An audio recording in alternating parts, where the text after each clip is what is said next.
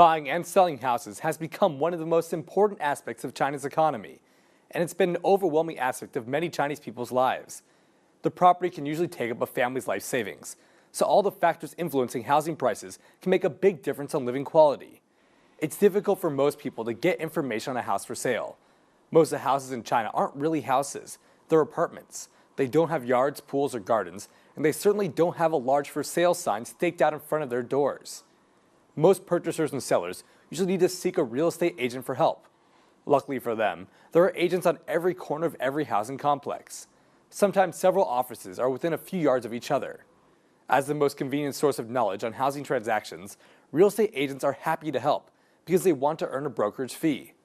In Beijing, the Municipal Commission of Development and Reform issued a notice that set the charging standard for brokerage fees in housing businesses in 2011. The notice regulates that for houses priced below 5 million yuan, or $800,000, 2% of the housing price could be charged as a brokerage fee.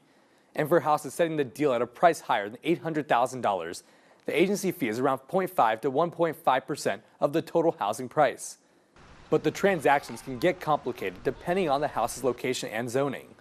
The notice also regulates that for complicated housing deals, brokerage fees can be appropriately adjusted after agents negotiate with both purchasers and sellers.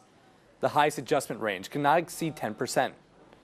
However, the reality is that agents don't really negotiate with their clients, but they have a single set fee already figured out with their competitors.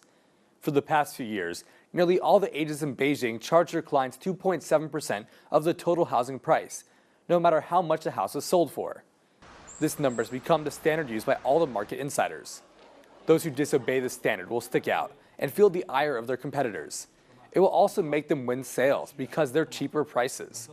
There have not actually been any serious consequences for breaking up the trend. According to Hefei Evening News, nearly all cities in China set the brokerage fee below 2%. In some small cities, they're only allowed to charge 1% of the total price. But most first-tier cities usually charge around 2 to 3% of the total housing prices. Usually 2.7% is common. Agents in other cities are setting their own market standard at around 2%.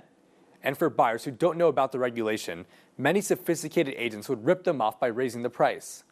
According to National Business Daily, the 10 largest housing agencies sold over 100,000 houses in Beijing in 2013. If you do the math on that, then with the houses selling for 400,000 US dollars, then $400 million has gone to brokerage fees. Since most houses cost more than $400,000 each, market insiders assume that nearly $1 billion were made in Beijing last year. Don't go away, because up next in Money Matters, we're talking about brokerage fees in China. Stay tuned.